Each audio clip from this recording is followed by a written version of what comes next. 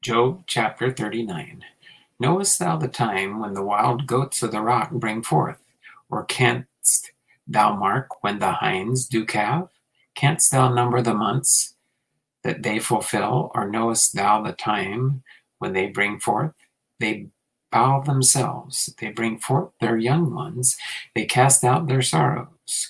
Their young ones are in good liking, they grow up with the corn, they go forth and return not unto them. Who hath sent out the wild ass free? Or who hath loosed the bands of the wild ass? Whose house I have made the wilderness, and the barren land his dwellings. He scorneth the multitude of the city, neither regardeth he the crying of the driver. The range of the mountains is his pasture, and he searcheth after every green thing. Will the unicorn be willing to serve thee, or abide by thy crib? Canst thou bind the unicorn with his band in the furrow, or will he harrow the valleys after thee? Wilt thou trust him because his strength is great, or wilt thou leave thy labor to him? Wilt thou believe him that he will bring home thy seed and gather it into thy barn? Gavest thou the goodly wings unto the peacocks, or wings and feathers unto the ostrich, which leaveth her eggs in the earth, and warmeth them in the dust, and forgetteth that the foot may crush them, or that the wild beast may break them? She is hardened against her young ones, as though they were not hers. Her labor is in vain without fear, because God hath deprived her of wisdom, neither hath he imparted her to understanding. What time she lifteth up herself on high, she scorneth the horse and his rider. Hast thou not given the horse strength? Hast thou clothed his neck with thunder? Canst thou make him afraid of it as a grasshopper? The glory of his nostrils is terrible. He paweth in the valley, and rejoiceth in his strength. He goeth on to meet the armed men. He mocketh at fear, and is not affrighted, neither turneth he back from the sword. The quiver rattleth against him, and glittering spear and the shield. He swalloweth the ground with fierceness and rage, neither believeth he that it is the sound of the trumpet. He saith among the trumpets, Ha ha, and he smelleth the battle afar off, the thunder of the captains and the shouting. Doth the hawk fly by thy wisdom, and stretch forth her wings toward the south? Doth the eagle mount up at thy command, and make her nest on high? She dwelleth and abideth on the rock, upon the crag of the rock and the strong place. From thence she seeketh the prey, and her eyes behold afar off. Her young ones also suck up blood, and where the slain are, there is she.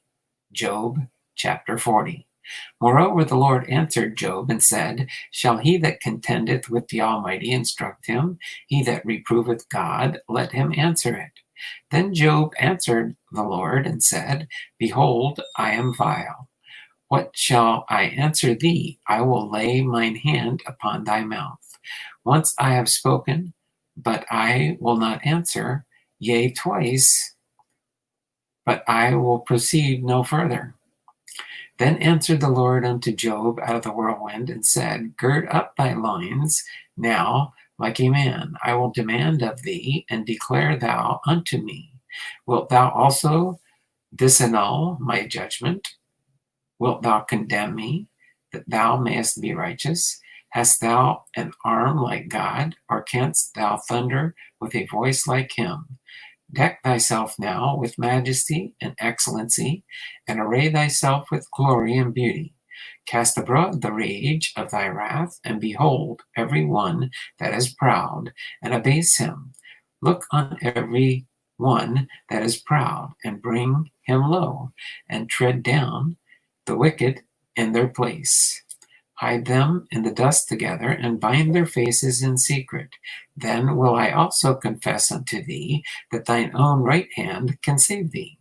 Behold now, behemoth, which I made with thee. He eateth grass as an ox.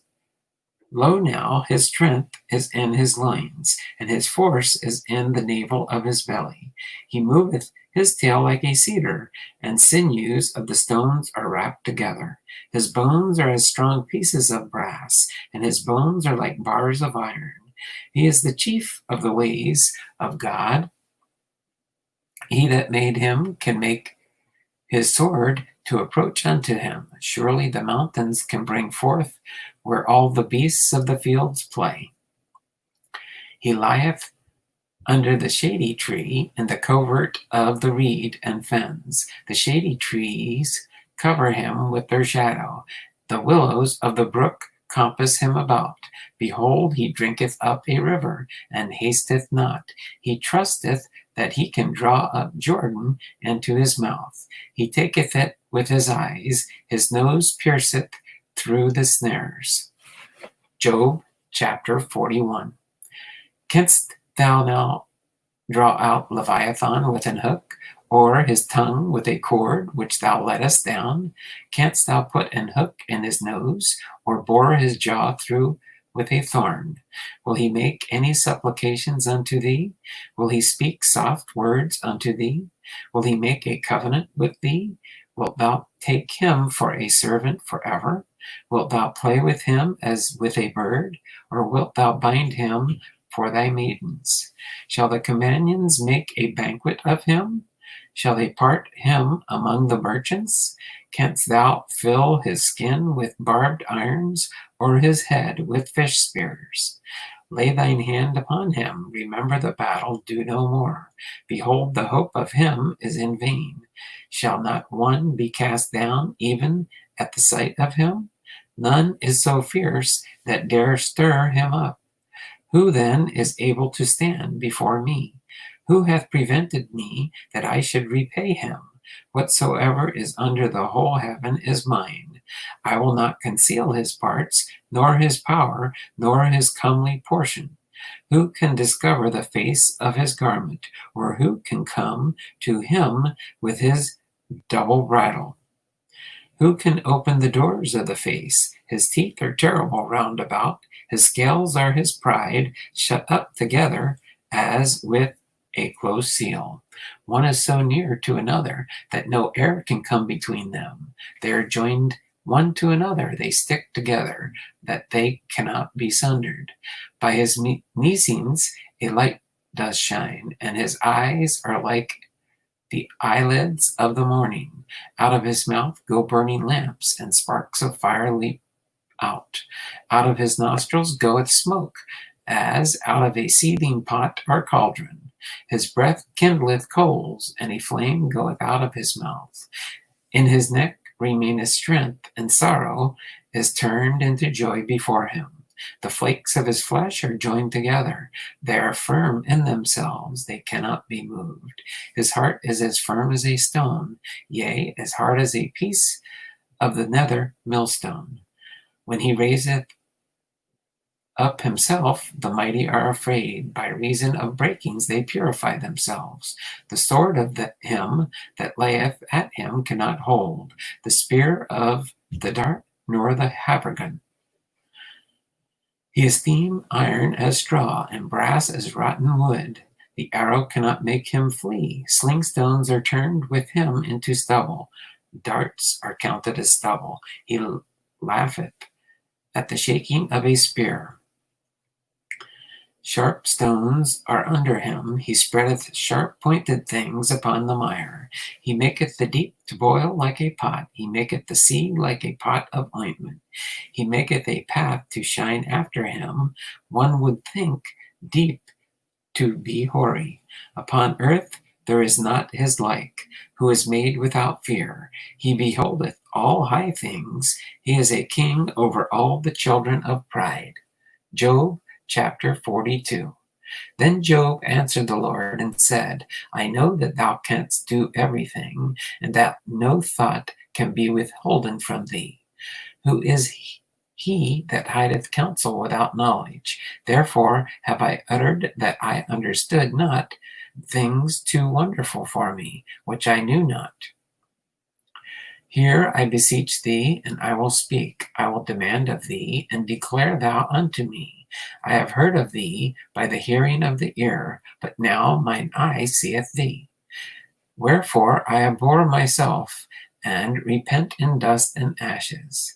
And it was so, after that the Lord had spoken these words unto Job, the Lord said to Eliphaz the Temanite, my wrath is kindled against thee, and against thy two friends, for ye have not spoken of me the thing that is right, as my servant Job hath.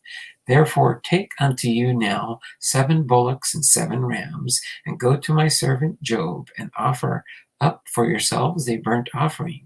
And my servant Job shall pray for you, for him will I accept, lest I deal with you after your folly, and that ye have not spoken of me the thing which is right, like my servant Job. So Eliphaz and the Temanite, and Bildad the Shuhite, and Zophar the Naamathite went and did according as the Lord commanded them. The Lord also accepted Job, and the Lord turned the captivity of Job when he prayed for his friend also. And the Lord gave Job twice as much as he had before. Then came there unto him all his brethren and all his sisters, and all they that had been of his acquaintance before, and did eat bread with him in his house. And they bemoaned him, and comforted him over all the evil that the Lord had brought upon him. Every man also gave him a piece of money, and every one an earring of gold. So the Lord blessed the latter end of Job more than his beginning, for he had 14,000 sheep, and 6,000 camels, and 1,000 yoke of oxen, and 1,000 she asses. He had also 7 sons and 3 daughters, and he called the name of the first Jemimah, and the name of the second Keziah, and the name of the third Kerenhappuch. And in all the land were no women found so fair as the daughters of Job, and their father gave them inheritance among their brethren. After this lived Job 140 years, and saw his sons and his sons' sons, even 4 generations. So Job died, being old and full of days.